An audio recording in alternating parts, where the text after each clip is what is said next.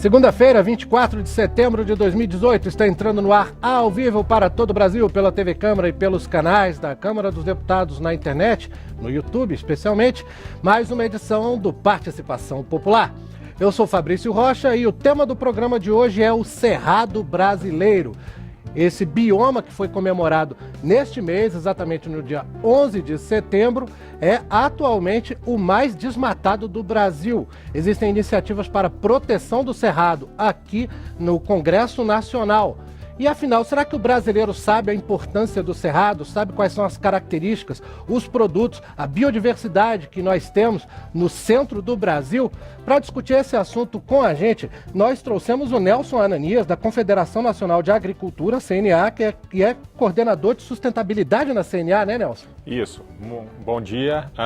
Gostaria de agradecer a presença e trazer aí a visão do proprietário, do produtor rural, quanto à utilização do bioma cerrado. Legal, muito obrigado por ter atendido o nosso convite. A gente sabe que esse muitas vezes é um debate espinhoso para o lado dos agricultores, mas bacana a CNA ter bancado aí. É importante a gente ouvir realmente todos os lados dessa questão, né? E muito obrigado por ter vindo aqui. Fabrício, deixou de ser um tema espinhoso porque o produtor rural vem investindo em desenvolvimento sustentável. Hoje nós queremos mostrar muito mais o que fazemos, né, de produzir alimento cada vez mais barato, dando mais acesso à população a alimentos, uma cesta básica mais barata, né, da história, de forma que, para nós, produtores rurais, mostrar o que nós já viemos fazendo no bioma cerrado é muito importante. Tirar essa ideia de que é espinhoso. Não, é um diferencial competitivo do produtor rural brasileiro. O mundo não se divide em mocinhos e bandidos, sem né? dúvida. Tem que todo mundo entrar com consciência para resolver o problema. Nelson, muito obrigado. E eu quero agradecer em nome da produção do Participação Popular, a assessoria de comunicação, né, da CNA, por ter viabilizado a sua participação aqui com a gente, tá bom? Obrigado. E nós temos também o Raul Xavier de Oliveira, que é do Ministério do Meio Ambiente, e é coordenador geral de combate a desmatamento, degradação e queimadas. Eu falei certo, Raul? É isso mesmo? É isso aí, o nome é grande, mas falou certinho. Legal, obrigado. Agradeço também a assessoria de comunicação do Ministério por ter viabilizado sua participação aqui e seu interesse em vir debater com a gente, tá bom? Tá bom, obrigado. Espero contribuir aí com ampliar essa visão popular sobre a importância de proteger o cerrado e também demonstrar que esse é um assunto que demanda a participação de todos, né? Todos os entes, todos os poderes e os diferentes atores da sociedade. Isso, legal, bacana. Eu acho que a gente vai chegar num papo bem congruente aqui nesse programa de hoje. E nós temos ainda a Juliana Napolitano, que é engenheira agrônoma, assessora técnica do Instituto Sociedade, População e Natureza, o ISPN. Juliana, bem-vinda ao Participação Popular. O ISPN é uma ONG, não é? Sim, o ISPN é uma organização não governamental. Eu estou aqui hoje representando não só o ISPN, mas a Rede Cerrado e também um conjunto de outras 20 organizações que trabalhou nesse ano num documento que chama Estratégias Políticas para o Cerrado, buscando então trazer uma conciliação e caminhos para a gente ter a conservação do Cerrado. Legal, Juliana, obrigado. Estendo os agradecimentos também para a assessoria de comunicação do ISPN, então, por ter viabilizado sua participação, tá bom? Obrigada. E é claro, esse programa se chama Participação Popular, porque a gente conta com as suas mensagens, as suas perguntas, as suas opiniões. Você pode mandar para a gente ligando de graça de qualquer telefone fixo do Brasil para 0800 619 619. Esse é o telefone de atendimento geral da Câmara dos Deputados. Você informa, então, que é uma mensagem para o programa Participação Popular, ligando para o 0800 619 619. Você também pode mandar para a gente um e-mail. Nosso endereço é participaçãopopular@câmara.leg.br. É tudo junto, uma palavra só, não tem cedilha, espaço, tio. participaçãopopular@câmara.leg.br. É da mesma forma que você escreve o nosso nome de usuário no Twitter, só que é um pouquinho menor, @participaçãopop, também sem espaço, sem cedilha, sem tio, uma palavra só, @participaçãopop. Coloca esse nome na sua mensagem no Twitter que a gente recebe e já discute na hora com os nossos convidados. Se você estiver acompanhando o programa com o celular na mão, muita gente fazendo isso, pode mandar para a gente uma mensagem pelo WhatsApp. O nosso número tem o DDD de Brasília, 61 99620 2573. Repetindo, 61 996-202573. Então a gente fica no aguardo das suas mensagens aqui no nosso programa. Você também pode mandar pelo Facebook da TV Câmara, você pode mandar um comentário, pode curtir, claro, né? Mandar pra gente a sua mensagem que a gente vai receber, a produção vai encaminhar aqui pra gente, tá bom? E também teremos as participações de pessoas que estão passando pelo centro de Brasília, que vão conversar com minha amiga Vânia Alves. Vânia? Eu já estou aqui, Fabrício, com o Dierison, que sabe bastante sobre o Cerrado. Eu fiquei super surpresa, ele tem só 17 anos. E a gente estava conversando sobre essa ameaça que paira hoje com a destruição do Cerrado. Por que você acha que o Cerrado está sendo tão ameaçado? O que as pessoas estão fazendo de errado? É porque estamos esquecendo muito das plantas, vegetação e tal. Muita pessoa está pegando uma área que não precisa para nada. Tipo, vai mexer com gado, só isso. Tipo, nós temos que pensar mais nas plantações, tem que pensar mais... Que é um solo muito vivo, é um solo muito fértil. Que você plantar, deixa eu ver, laranja, tomate, cebola, essas coisas nascem com muita facilidade. Não precisa de muito tanto adubo e... Acho que... Você estava me explicando alguma coisa sobre as queimadas. Sim, muita pessoa, quando a pessoa, suponha que ela pegou 5 hectares de terra, aí ela pegou pra ela e tal, o fazendeiro, chegou lá, eles não vão, tipo, tacar o trator, eles queimam, porque o queima custa menos e tal. Só que eles não sabem o perigo dessas queimadas, pode matar animal, pode matar a vegetação, estragar o solo, porque quando ele for plantar vai ter uma dificuldade, se não for na época de chuva. E o que você conhecia do Cerrado? Você sempre conheceu, você sempre se interessou pelo Cerrado ou você está aprendendo isso mais recentemente? Eu sempre me interessei pelas nascentes. Eu via muito nascente quando era criança, porque eu andava bastante, fazia trilha. Aí eu via as nascentes, um lugar muito bonito. Só que no decorrer do tempo eu vi que elas estavam cada vez secando mais, porque estava cortando a árvore, estava estragando o solo, muita poluição e ela foi acabando. Eu fiquei pesquisando por que acontecia aquilo, por que as pessoas estavam fazendo aquilo. Aí eu descobri que é muito fazendeiro pegando terra para nada. Obrigada, Dierison. É com vocês aí no estúdio. Bacana, Vânia. É legal que o Dierison está realmente engajado nessa questão, né? Principalmente no que é ligado às nascentes. Bacana a participação dele. E, bom, como eu disse, estamos esperando as mensagens de você que está acompanhando o Participação Popular. E enquanto você escreve as suas mensagens, eu quero mandar um parabéns muito especial para os colegas nossos aqui da TV Câmara, especialmente a Dulce Queiroz, que dirigiu um programa que foi vencedor na categoria de júri popular, né, o documentário na Mostra Brasília do Festival de Brasília do Cinema Brasileiro. O documentário Terras Brasileiras, então, da Dulce, que trata, até de certa forma ligado à questão que a gente está discutindo aqui, né, indiretamente, não é específico do Cerrado, mas de disputas de terra que acontecem no Mato Grosso do Sul. Então fica uma abração muito especial. A gente até tem umas imagens, né, para mostrar aqui do documentário. É o trailerzinho dele, né? Vamos dar uma olhada. Bom, a gente ainda está... Deixa eu ver, pronto, tá aparecendo aí. Tem áudio? Tem áudio? Nós nascemos aqui no Guirarocá, meu pai, minha mãe, meu sogro, tudo faleceu aqui, tá tudo enterrado aqui no Guirarocá. Meu avô comprou essa terra em 1951. Pagou pro governo do estado, de Mato Grosso, para retirar documento. Então nascido e criado ali. A terra é o direito do nosso povo. A terra para nós é o nosso tecorrá. Puseram fogo nas casas, mataram as vacas de leite, mataram os carneiros, queimaram um caminhão. Tá tudo armado, tava na mão, né? Ele tá querendo, se achar um pessoal, vão matar mesmo. Se fosse trabalhar, que nem a lavoura, plantar essa lavoura ali para eles poderem comer, plante nada. Ganha tudo cesta básica. Essas crianças estão morrendo de fome enquanto os bois, né, estão engordando cada vez mais. Cada um quer ser. Os indígenas têm direito à terra e aquelas pessoas que foram de forma legítima, receberam títulos legítimos do governo estadual ou federal, têm direito à reparação. Legal, muito bacana então, Terras Brasileiras, que está disponível na internet e vai ser repetido várias vezes, especialmente nesses próximos dias, durante toda a programação da TV Câmara, premiado então na Mostra de Brasília, o Festival de Brasília do Cinema Brasileiro, né, nessa categoria de melhor curta-metragem sob o júri popular, deixa eu ver, pelo júri popular, exatamente, esse é o nome do prêmio. Um abração então para toda a equipe que produziu o Terras Brasileiras, isso mesmo, o nome está certo, eu estava achando que eu estava me confundindo.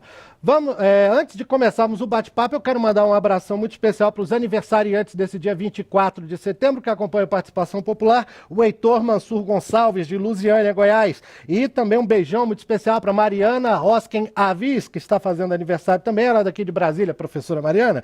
Nesse domingo, dia 23 de setembro, foi aniversário da nossa colega Carol Ferreira, e nessa terça-feira, dia 25 de setembro, aniversário da Carolina Oliveira, daqui de Brasília, e da colega e xará Fabrícia Peixoto, do Rio de Janeiro, moradora de São Paulo. Então, um beijão para os aniversariantes.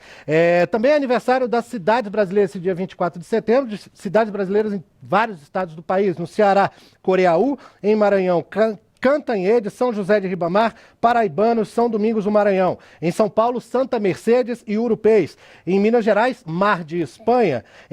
Na Paraíba, Água Branca e São José de Piranhas. E no Rio Grande do Sul, Tramandaí. A você que mora nessas cidades e está com a gente nessa edição do Participação Popular, um grande abraço, estamos esperando as suas mensagens, tá bom? E vamos começar o nosso bate-papo sobre o Cerrado. Eu vou começar agora de trás para frente na ordem dos convidados, vou começar com a Juliana Napolitano, que é engenheira agrônoma, para explicar para a gente um pouquinho, Juliana, que história é essa de que o Cerrado é uma floresta invertida?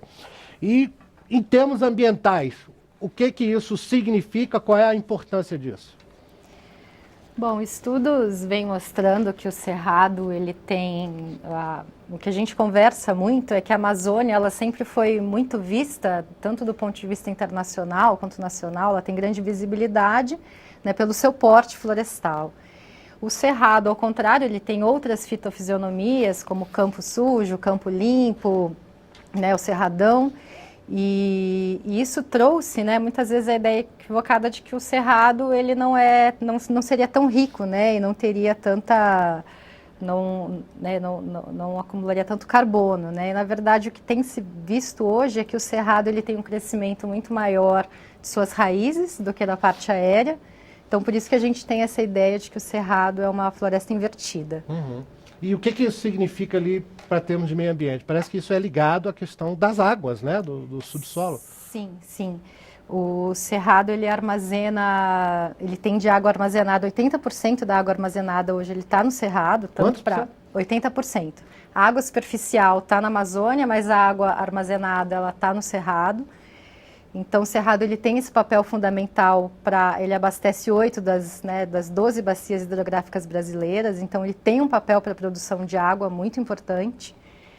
E o que a gente tem visto hoje, né, esse desmatamento, tem diminuído a vazão dos rios. O São Francisco é uma bacia importante que nasce no Cerrado, e a gente vê hoje o São Francisco com uma vazão muito baixa. Então, o Cerrado ele tem um papel importante, inclusive as áreas não florestadas do Cerrado têm um papel mais importante ainda para né, enquanto áreas de captação de água para os lençóis freáticos.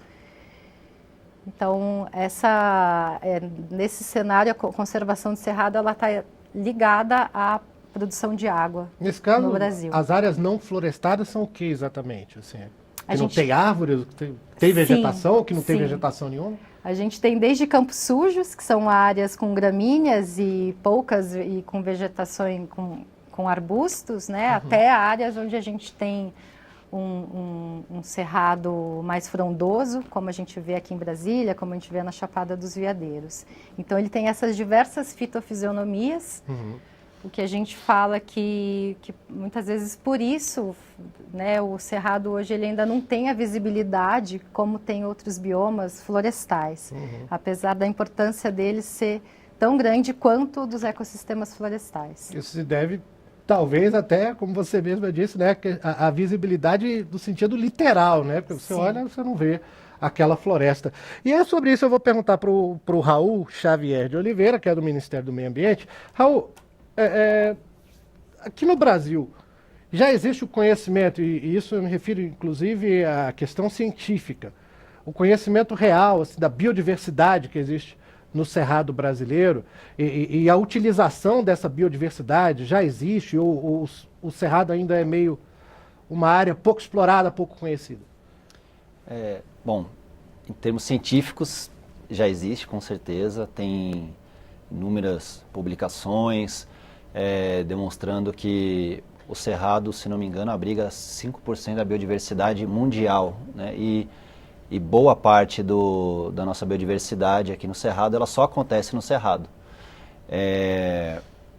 Agora, acho que ainda a gente precisa avançar um pouco mais, não só sobre o conhecimento, sobre a valorização, mas entender que o Cerrado, ele não é só ele não tem só uma importância para a agricultura tradicional, ele tem uma importância muito grande e pode crescer ainda mais o uso dos produtos da biodiversidade, ou como a gente também convencionou a dizer, os produtos da sociobiodiversidade.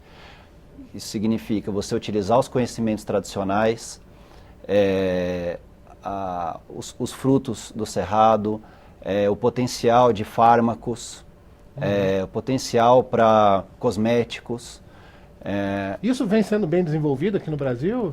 Pois é, eu acho que ainda tem a gente ainda tem um potencial muito grande para desenvolver isso. Ainda se vê muito o valor do cerrado ligado ao potencial agrícola tradicional, que é uma verdade, né? Mas a gente tenta, né, por meio das políticas, fomentar o uso de produtos da sociobiodiversidade. Existem políticas, por exemplo, a política de garantia de preços mínimos para produtos da sociobiodiversidade. É uma forma de fomentar, de você garantir que os extrativistas, os povos e comunidades, eles recebam o valor devido por aquela extração. O programa de aquisição de alimentos, o programa de alimentação escolar, então que boa parte da alimentação tenha que vir da agricultura familiar. Então existem algumas políticas, sim, de incentivo. A gente ainda precisa avançar, talvez uma parte disso é o conhecimento, como você comentou, né? A gente precisa ampliar o conhecimento, o potencial que a gente tem. E aí... Isso, de certa forma, é até o que vem salvando assim, a Amazônia, né?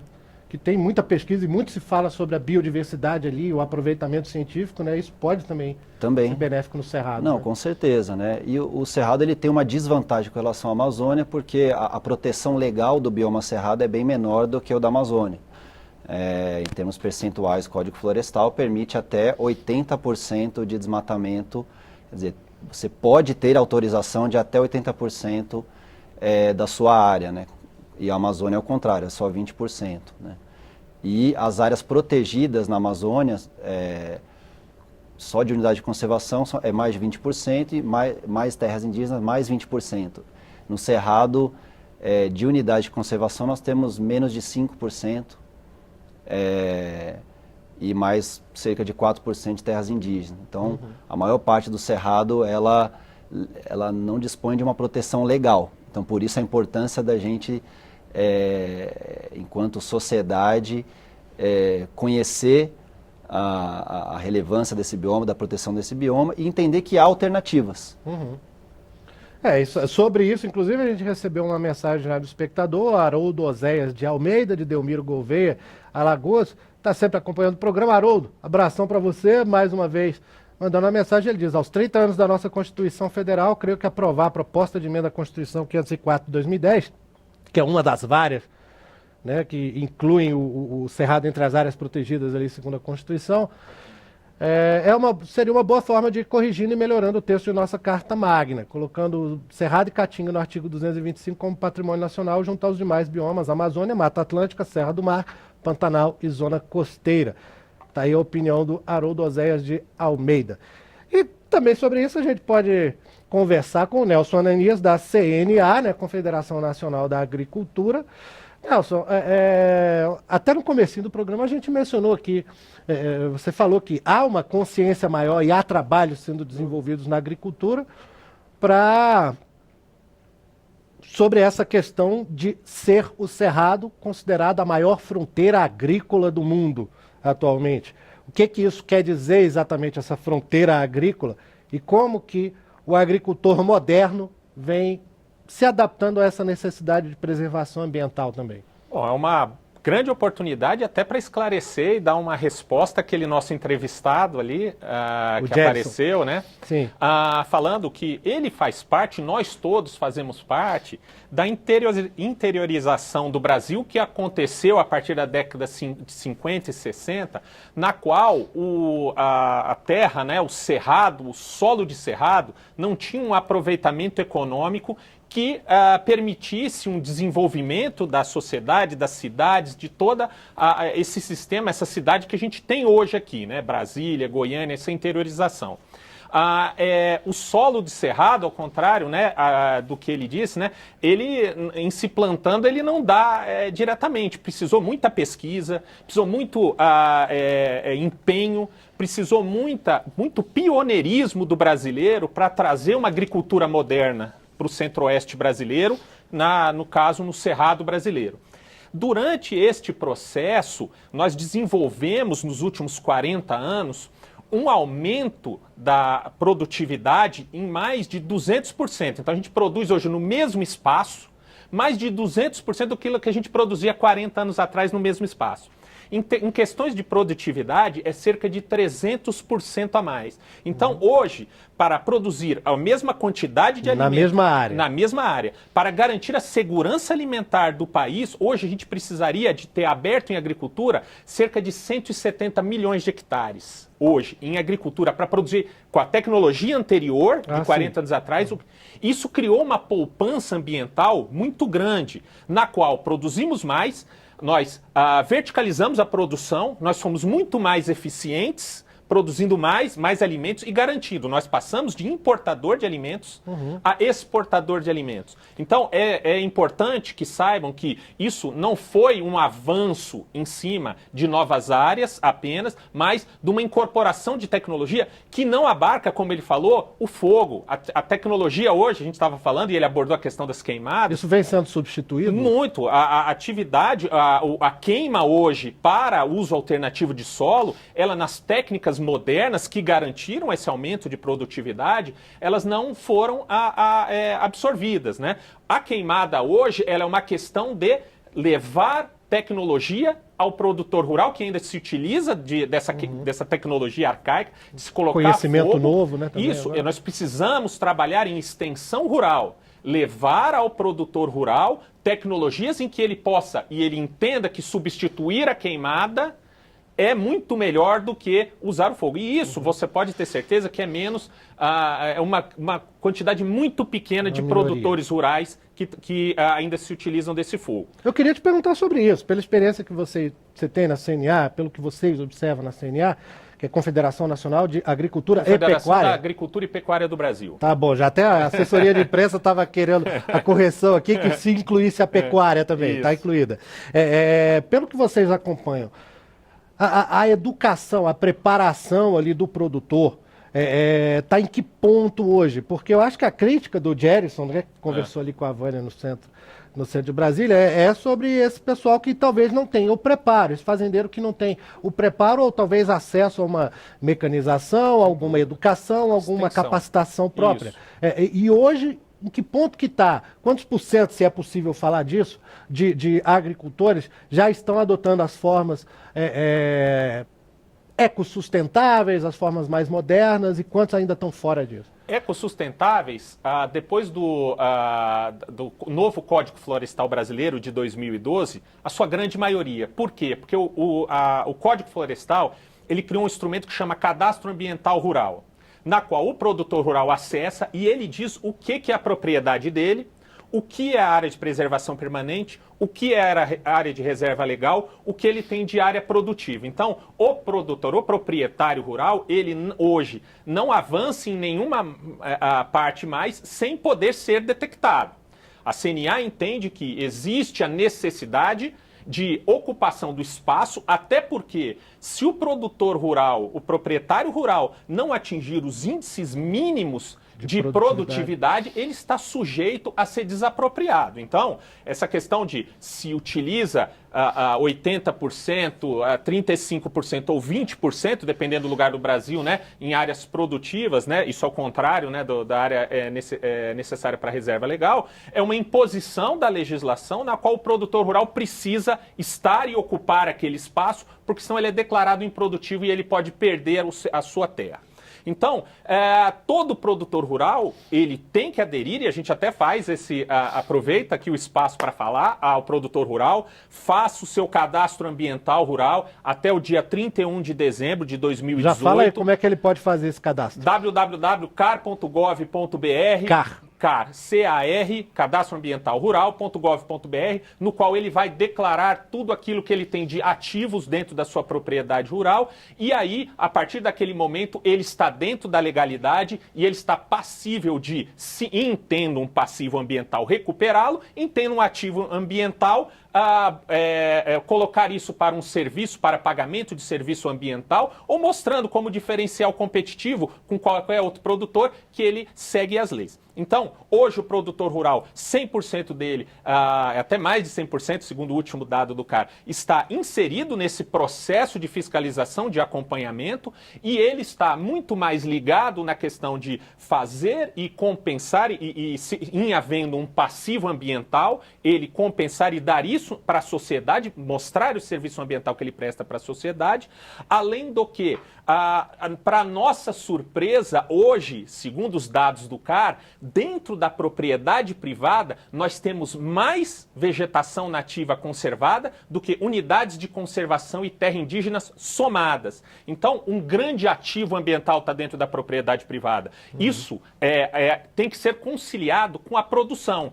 Como é que eu vou proteger minha reserva legal? Como eu vou proteger minha APP se eu não tenho uma atividade produtiva que me permita eu não deixar aqui entrar para caçar, deixar entrar fogo, deixar entrar extratores de madeira ou outras coisas. Então, esse tripé ele precisa ser incentivado, o produtor precisa ser capacitado, e isso a CNA está mostrando, e isso é que faz com que a gente mostre que o produtor rural tem sua boa vontade de mostrar o que ele vem fazendo pelo meio ambiente. Tocou uns pontos interessantes aí, Nelson, que a gente já vai explorar mais ali, principalmente junto ao Raul, né, pelo Ministério do Meio Ambiente, mas antes vamos conversar de novo com a Vânia Alves, lá do centro de Brasília. Vânia, tem algum participante aí pra gente?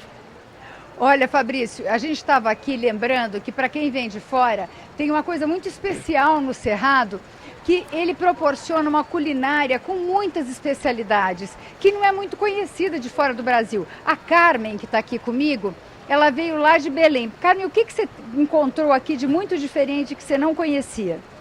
Bom, piqui eu conhecia, porque eu já viajo bastante, e eu conheci mais aqui em Brasília, e eu adoro com galinha, né? Agora, é uma polêmica, né?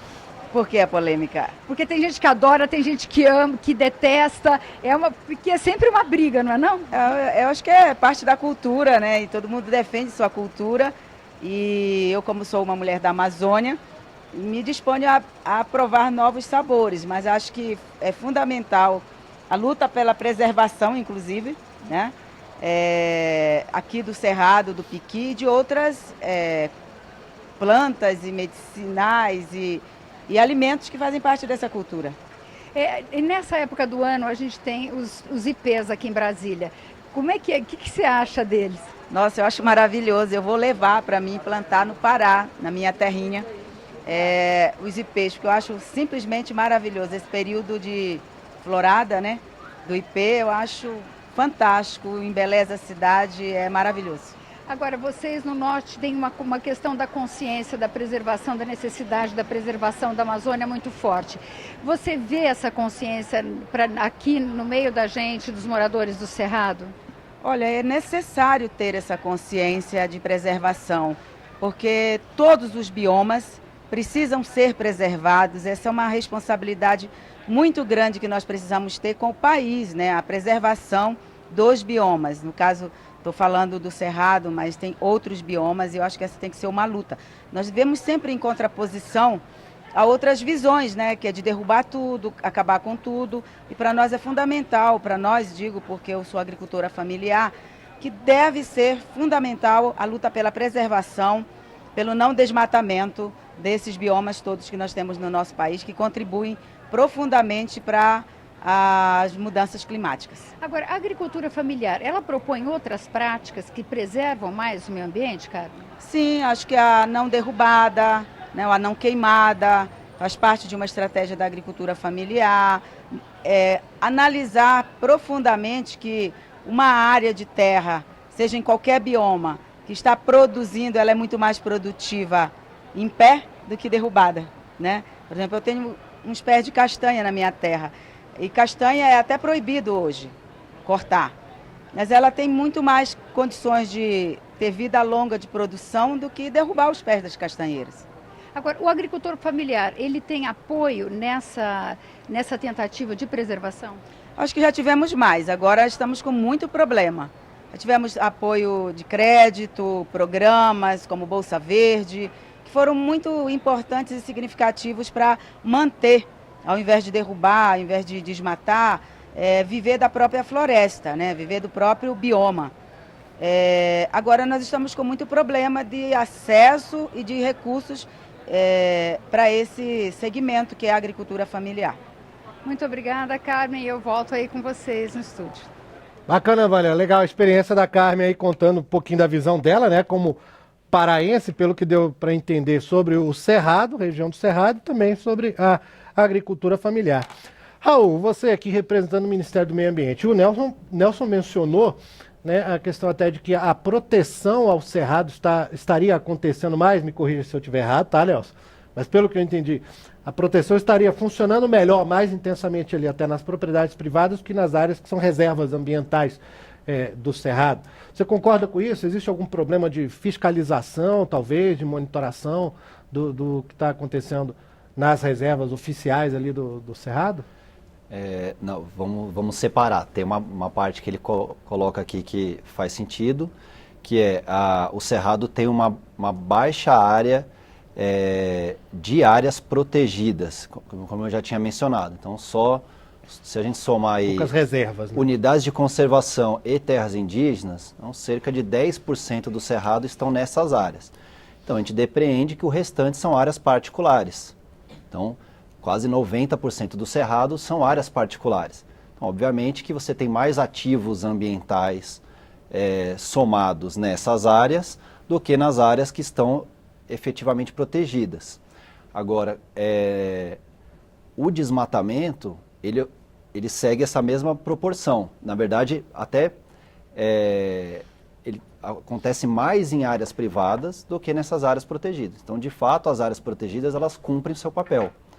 A gente tem aqui os dados, mas nos últimos anos, de todo o desmatamento do Cerrado, que foram aí cerca de 700 mil hectares por ano, 87% ocorre em áreas privadas, em áreas particulares. Mas isso dentro do que é previsto em lei ou aí já há um desrespeito à lei? Então, exatamente, aí nós temos as duas coisas. E um dos desafios, né, é identificar o quanto desse desmatamento é legal, foi feito com autorização dos órgãos ambientais competentes, e o quanto é ilegal. Não tem autorização ou foi feito em áreas que não poderiam ser feitas, como as áreas de preservação permanente e reserva legal. Por que a dificuldade de ter essas informações? Os órgãos estaduais de meio ambiente são responsáveis pela maior parte das autorizações. Tá? E aí nós temos uma dificuldade de sistematizar esses dados e disponibilizar isso ao público. Por acaso, recentemente, sexta-feira, nós editamos uma portaria do Ministério do Meio Ambiente, criando um mecanismo simplificado para justamente dar essa informação, para a gente poder dizer quanto do desmatamento teve autorização ou não. E aí, para isso, a gente vai precisar contar com o apoio dos estados de fornecerem os dados que eles têm de autorização, de desmatamento, e nós vamos disponibilizar isso de uma forma simplificada. Isso é importante, tanto para a gente reportar os nossos compromissos com relação à mudança do clima, né, o Acordo de Paris, as convenções, Ali a gente se compromete a eliminar o desmatamento ilegal. Então, para eliminar, a gente precisa saber o quanto dele é ilegal. Sim. Né? Mas também isso é importante para diferenciar aquele produtor que está dentro da lei, está fazendo corretamente, inclusive também para buscar medidas de incentivo. Então, essa é uma medida importante. Então, era só separar essas duas coisas da sua pergunta inicial. Na verdade, a maior parte do desmatamento ela ocorre sobre as áreas privadas, mas, de fato, hoje o Cerrado dispõe de uma quantidade muito pequena de unidades de conservação. Isso é o que a gente vem trabalhando para tentar ampliar essas áreas protegidas. E ainda existe esse problema de falta de informação, né? Assim, da consolidação da informação.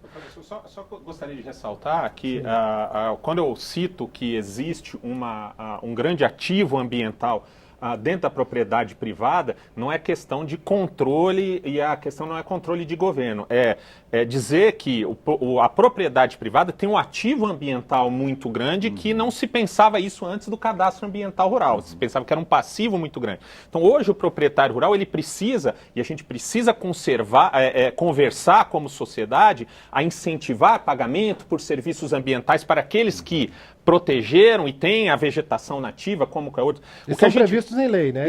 Ainda não. Existe no Código, está previsto no Código Florestal, mas ainda não tem uma legislação própria. A regulamentação, né? do PSA.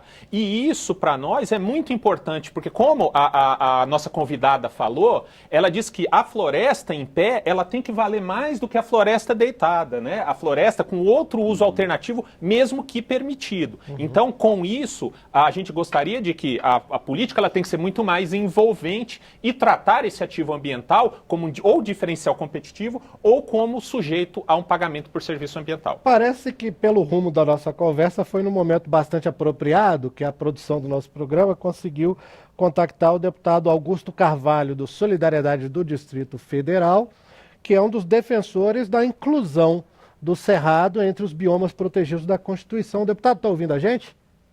Estou ouvindo, Fabrício. Um prazer em falar com você e com os nossos convidados aí do programa. Igualmente, deputado, obrigado por ter atendido Participação Popular, por estar aqui com a gente. E o senhor já até pediu que fosse incluída em ordem do dia, por exemplo, a votação de alguma das várias propostas de emenda à Constituição que inclui o Cerrado entre os biomas protegidos da Constituição. Qual é a importância prática que haveria em se fazer isso e por que até hoje, apesar dessas propostas existirem pelo menos desde 1995, por que até hoje isso não foi feito?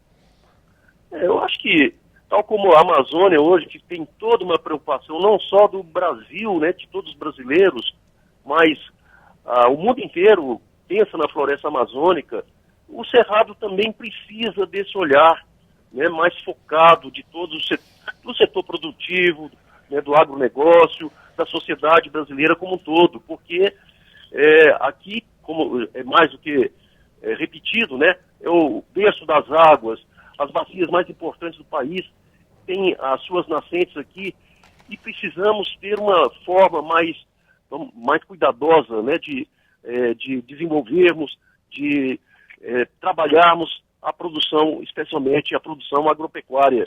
Então, creio que a partir do momento que tenhamos essa PEC aprovada, infelizmente até hoje não houve consenso, não houve apoio, né, das bancadas dos diversos partidos para que ela possa ir à votação. Mas eu acho muito importante que na sequência da aprovação tenhamos uma discussão menos ideológica, menos radicalizada como existe hoje, né, para podermos efetivamente protegermos como fazer um desenvolvimento sustentável, né? Como evitar o desmatamento sem critério, como a gente observa muitas vezes. Então, eu creio que é possível, eu acredito nesse diálogo, né, entre o setor do agronegócio e aqueles que têm essa preocupação ambiental. Nós temos de encontrar um ponto de equilíbrio, né, porque eu acho que os sinais que estamos recebendo, né, aqui em Brasília, quando tivemos essa crise hídrica sem precedentes, né, e certamente outras regiões do país, aqui no próprio Planalto Central, há manifestações já da natureza cobrando, né, a sua parte, né? Nós vamos pagar um dia muito caro se a gente não não implementarmos medidas que efetivamente garantam vamos dizer, a proteção, né, a recuperação dos nossos rios, as nascentes, as nossas matas ciliares e principalmente o que ainda resta de floresta em pé no nosso cerrado, né? Deputado, agora o senhor agora, nesse momento, é o presidente da Comissão de Meio Ambiente aqui da Câmara, não é? Sim. Então, a gente estava conversando logo antes do seu telefonema, né, de a gente conseguir fechar o contato por telefone com o senhor, a gente estava conversando sobre a questão da regulamentação dos incentivos previstos no Código Florestal. O Nelson Ananias aqui falou que ainda não existe a legislação regulamentadora desses incentivos. Isso talvez seja uma parte dessa negociação para que haja realmente a aprovação dessas propostas de proteção constitucional ao Cerrado, e tendo em balanço talvez a regulamentação, né? Existe algo já sendo discutido para regulamentar esses incentivos à produção sustentável? Olha, eu via com muita atenção e com satisfação um pedacinho da fala do Ananias. Acho que a CNA, tendo essa preocupação, né, sendo parceira também da Comissão do Meio Ambiente, enfim, tem que ser um esforço coletivo de todas as forças, né, que tem interesse em fazer algo que, ao mesmo tempo, o produtor se sinta estimulado, né, o produtor rural se sinta estimulado a ter a sua propriedade, até com um território maior do que o previsto na Constituição, em termos de autorização para desmatamento, né? Eu acho que é muito importante que a gente busque isso. Infelizmente, Fabrício, esse ano é um ano atípico, né? Um ano eleitoral, um ano em que o Brasil passa por uma crise muito grande, né? E há uma insegurança, vamos dizer, sobre quais os rumos do país, qual vai ser o presidente da República. Então, a pauta da Câmara, veja você que estamos há quase um mês, né? Sem sequer as comissões se reunirem. Então, com essa atipicidade desse ano, eu acho muito difícil que a gente tenha avanços substantivos nessa questão, mas eu acho muito importante, né, ela está na nossa preocupação na presidência da Comissão do Meio Ambiente e estamos à disposição, inclusive, para fazer esse diálogo mais efetivo, né, com a CNA. A Ananias é um interlocutor frequente, muito importante para que a gente possa fazer avançar e até buscar esse consenso para que tenhamos decisões que estimulem a gente a deter essa marcha batida por uma tragédia que eu não quero que aconteça, né? Ninguém quer, né, deputado? Deputado Ninguém Augusto quer. Carvalho, Solidariedade do Distrito Federal, muito obrigado por ter estado com a gente nessa edição do Participação Popular, deputado. Obrigado a você, obrigado a todos os participantes aí dessa rodada e obrigado aos ouvintes.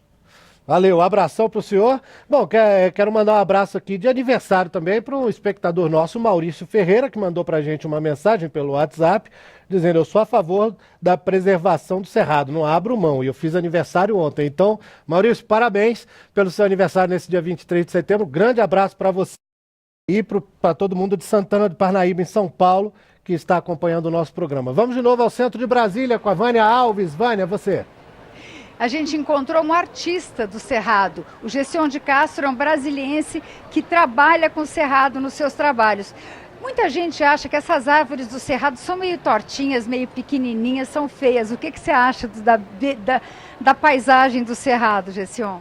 A paisagem do Cerrado é belíssima. Eu sou suspeito para falar, mas a paisagem é indescritível. O Cerrado de Brasília, ele se confunde com o céu, né? Tem a caliandra, belíssima, tem várias plantas. A caliandra é uma flor, né? A caliandra é uma flor vermelha, ela tem as cerdas, umas linhas, mas belíssima.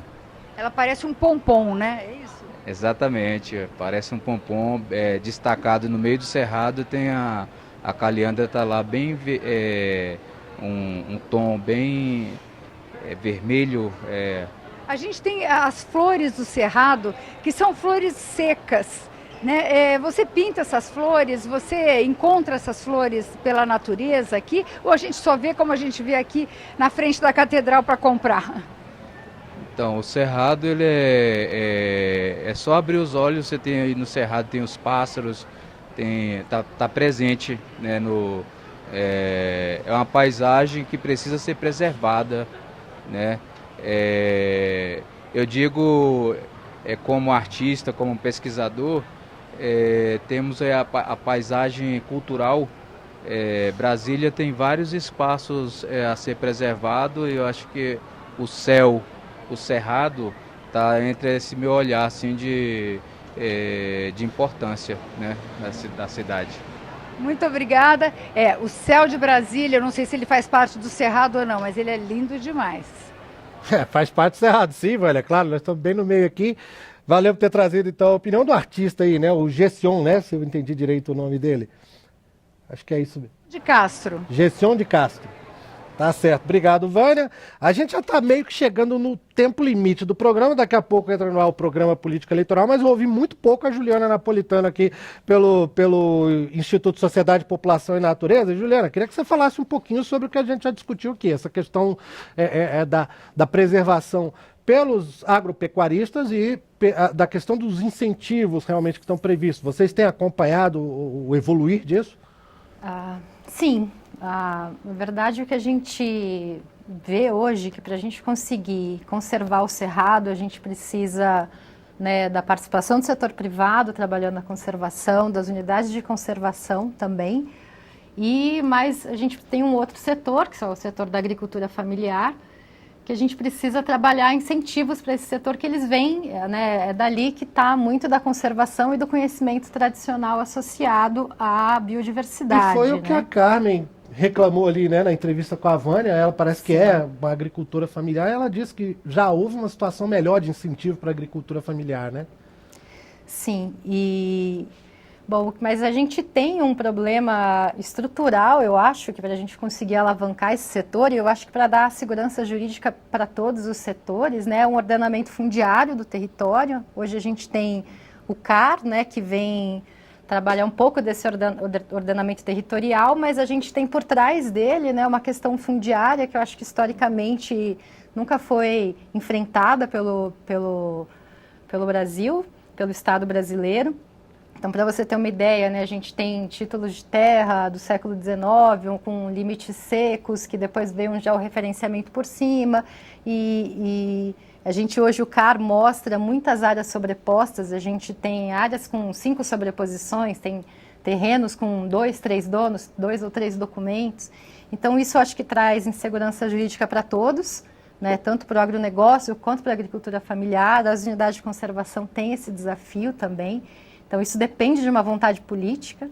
Eu conheci semana passada uma experiência de um juiz do Tribunal de Justiça do Piauí, que ele, né, puxou uma discussão da vara agrária do Piauí para tentar juntar esses processos e trabalhar a resolução desses conflitos, que a gente ainda tem muitos conflitos no campo, né, e isso se reflete na conservação. E, bom, fora essa questão estrutural de fundo que a gente precisa encarar se a gente quiser trabalhar a conservação, a gente também precisa ter mais políticas para o desenvolvimento, né, da agricultura familiar e dos povos e comunidades tradicionais, né? Dali que a gente tem um conhecimento, né, o que a gente chama de conhecimento tradicional associado. Se a gente tem hoje espécies utilizadas pelo próprio agronegócio, de milho, de feijão, a gente teve a origem desse material genético uma vez saiu da agricultura familiar. Então, é um setor importante e que por muito tempo não foi compreendido, né? A gente teve, ao longo das políticas elaboradas para esse setor, diversos entendimentos enquanto pequena agricultura, camponês, né? Até em 2006 a gente tem uma lei da agricultura familiar, que começa então a organizar um conjunto de políticas. A gente consegue pôr esse público nas estatísticas oficiais. Então o censo de 2006 já traz novidades. A gente mostra que demonstram que 84% dos estabelecimentos rurais são da agricultura familiar. E se a gente for ver historicamente, nunca teve um incentivo para o desenvolvimento desse setor, né? As políticas são muito recentes e hoje caem numa descontinuidade. Então, é um setor que enfrenta uma série de descontinuidades.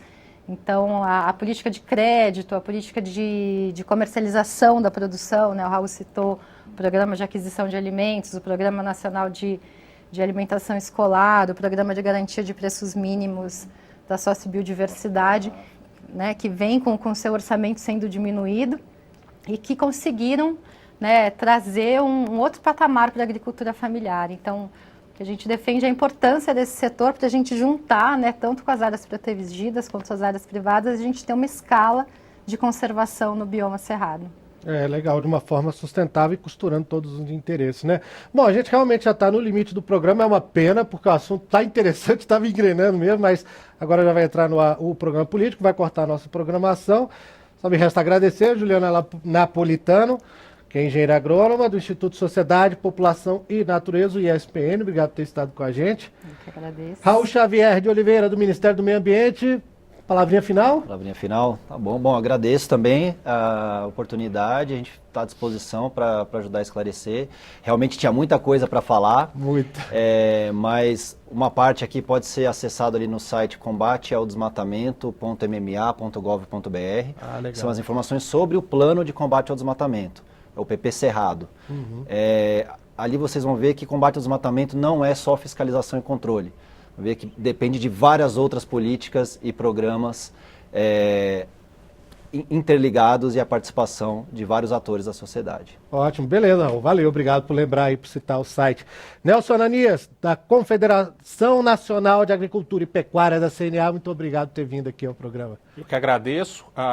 Nós temos aqui não muito mais a dizer, mas muito mais a mostrar que a atividade agropecuária está inserida nesse processo, assim como as cidades que estão dentro do Cerrado e dão sua contribuição na produção de água, na preservação, e mostrar que a CNA já vem trabalhando, através até do Projeto Biomas, que eu convido todos a conhecer, entra no Google, Projeto Biomas, em que nós estamos investindo na recuperação de passivo ambiental através da componente florestal.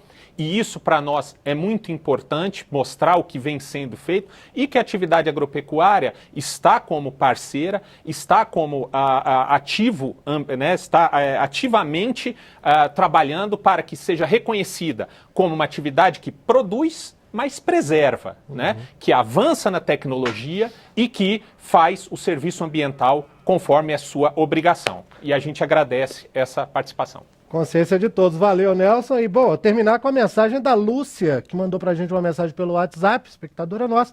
Ela é da comunidade Água Boa 2, de Rio Pardo de Minas. É urgente preservar o que resta e criar mecanismos de reflorestamento e sistemas agroecológicos. O Cerrado é a caixa d'água do Brasil.